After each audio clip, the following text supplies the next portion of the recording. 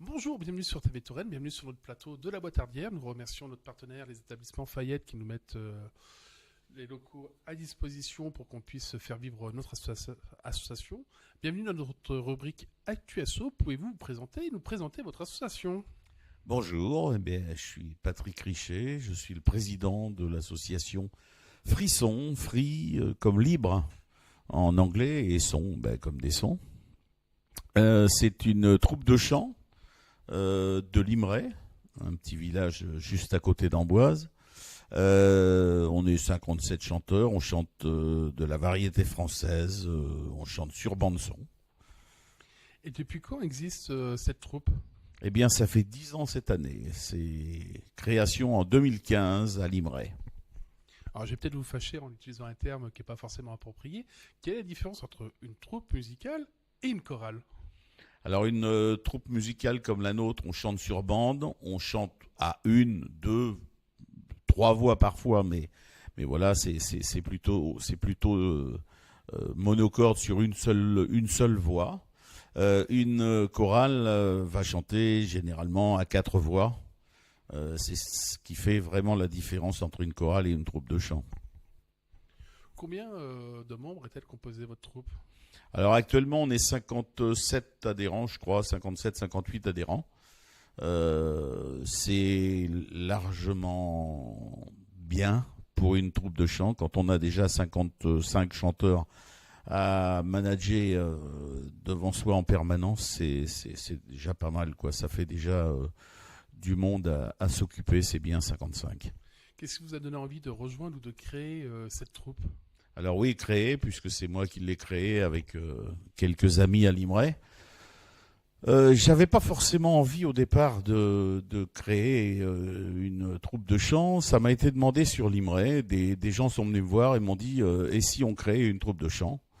J'ai dit écoute, pourquoi pas. Je dirigeais à l'époque l'harmonie de Limeray.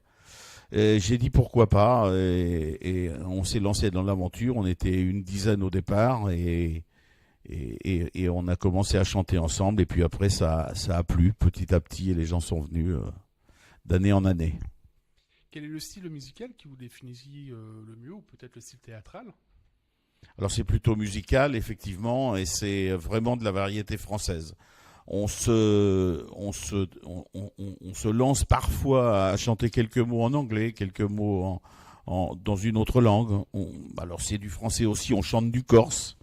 Mais on se tient à la variété française. C'est beaucoup plus facile pour nous.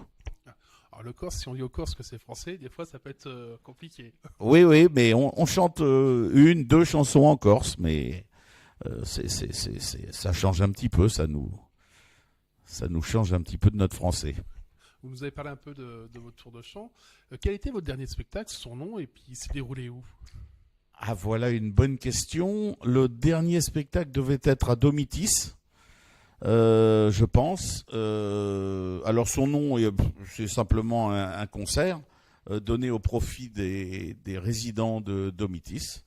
Pareil, un tour de chant sur de la chanson française. Alors généralement, on essaye d'adapter au public que l'on a en face, et donc on adapte quelques chansons plus anciennes que de la variété française traditionnelle actuelle. Donc on adapte quelques chansons et on essaye de faire chanter les gens avec qui on est, en particulier quand on est dans une maison de type Domitis ou un EHPAD ou une MARPA ou des endroits comme ça. On essaye toujours de faire chanter notre public avec nous. Et sur le type d'événement comme pour les Restos du Cœur ou comme vous auriez pu faire pour le Téléthon, comment vous choisissez vos chansons ? C'est surtout en fonction de notre programme de répétition de l'année. On essaye de produire les chansons que l'on maîtrise le mieux, bien évidemment, et qui plaisent aussi le plus à mes chanteuses et chanteurs, parce que il faut aussi adapter le programme à son public, autant le public que vous avez vous dans votre association que le public pour lequel devant lequel vous vous présentez.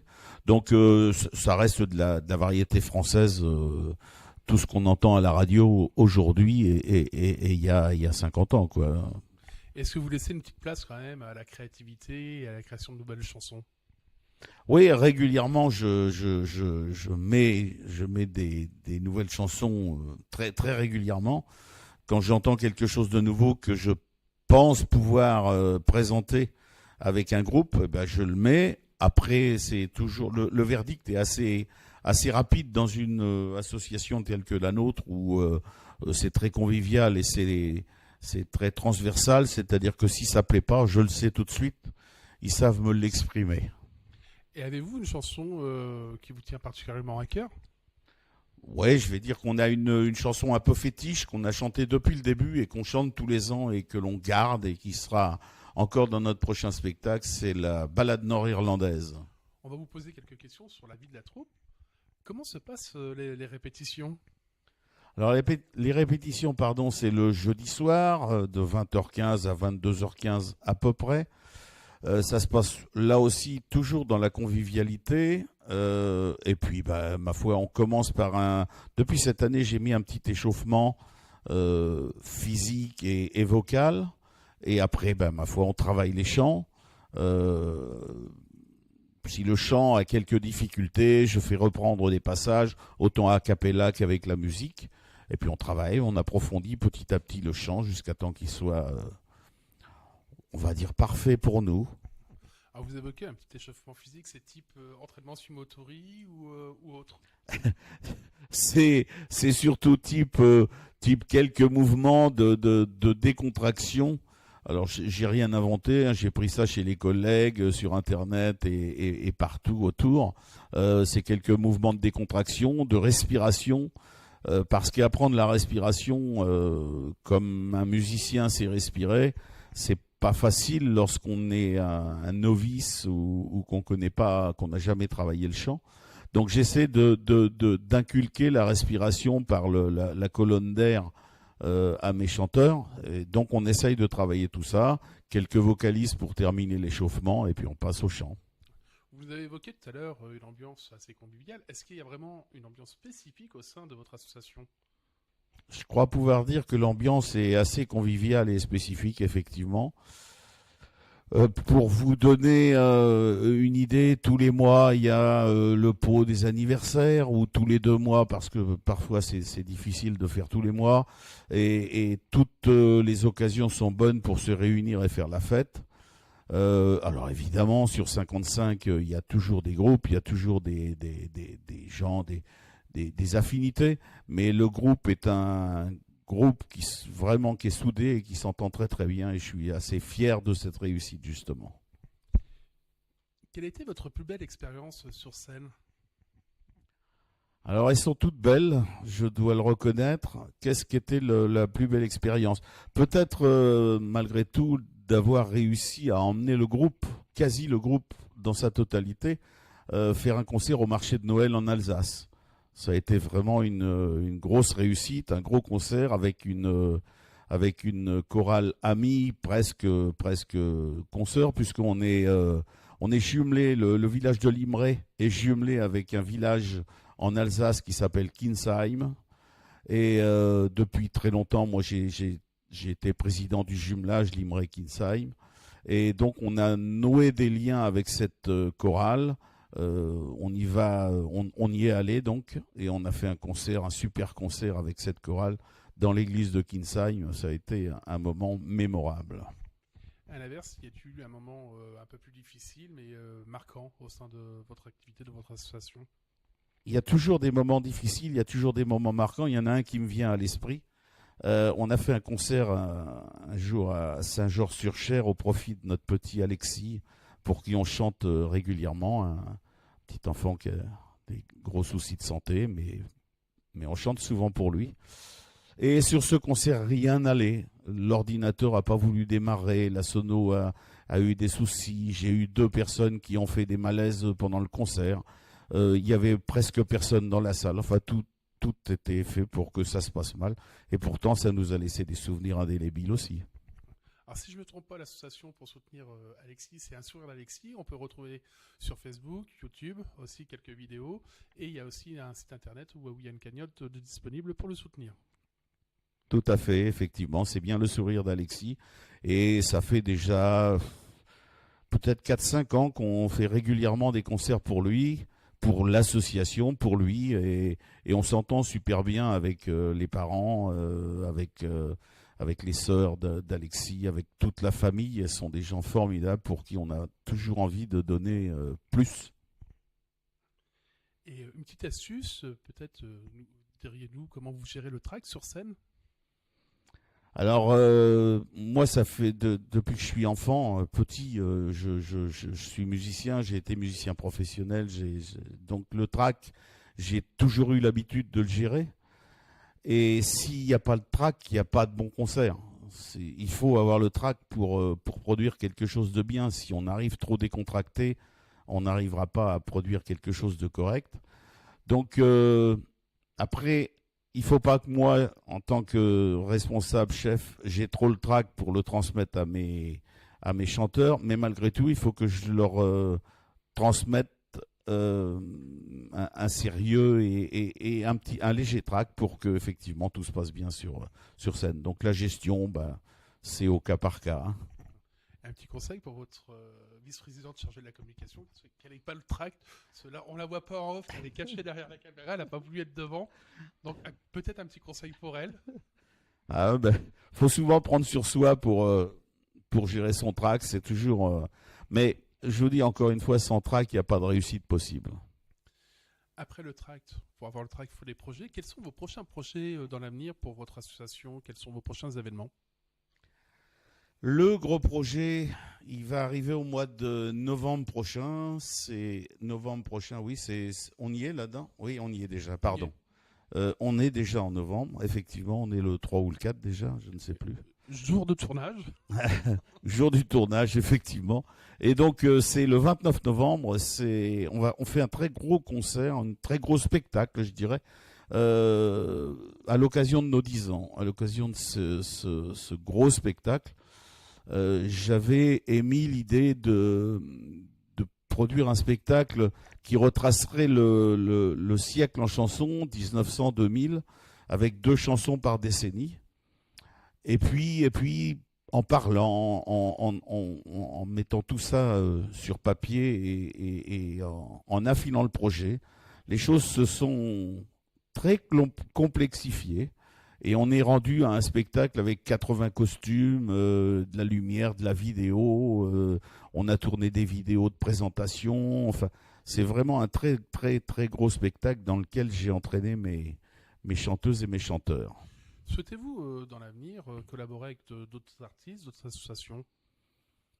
On a déjà collaboré donc avec d'autres chorales et troupes. C'est toujours enrichissant d'échanger, de collaborer et de se produire avec d'autres. Le rêve, ce serait de jouer avec un orchestre en live. C'est quelque chose qui me ferait vraiment plaisir. Donc je suis toujours en recherche de nouveaux projets, évidemment.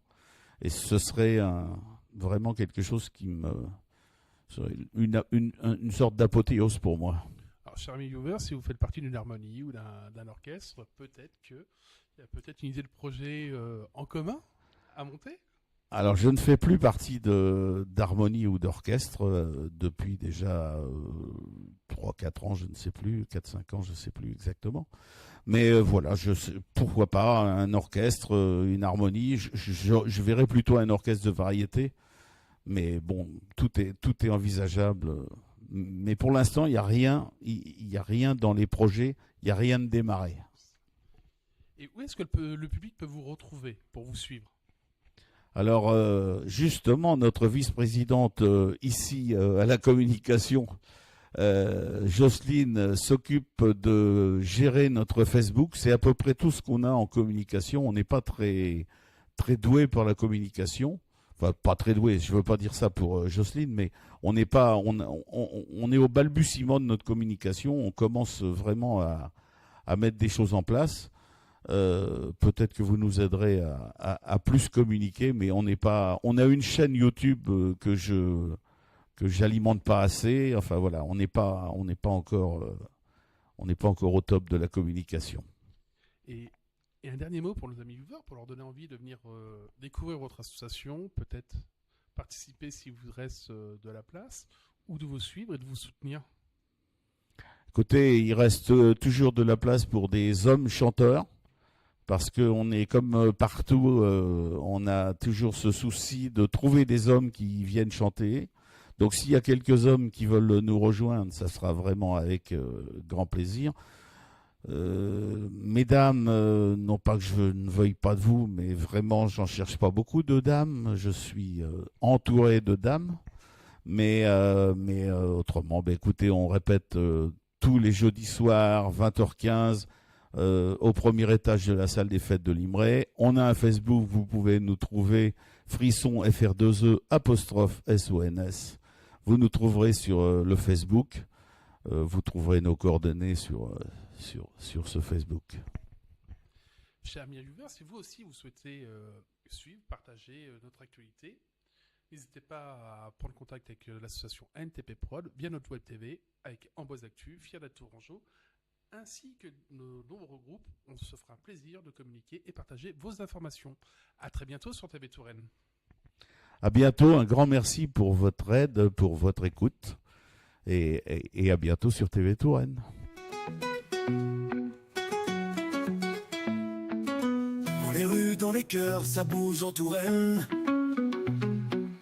Des idées, de l'action, des gens qui se déchaînent. Solidarité, culture, sport ou environnement. Les assos font vibrer nos jours tout simplement. Pas de poisson.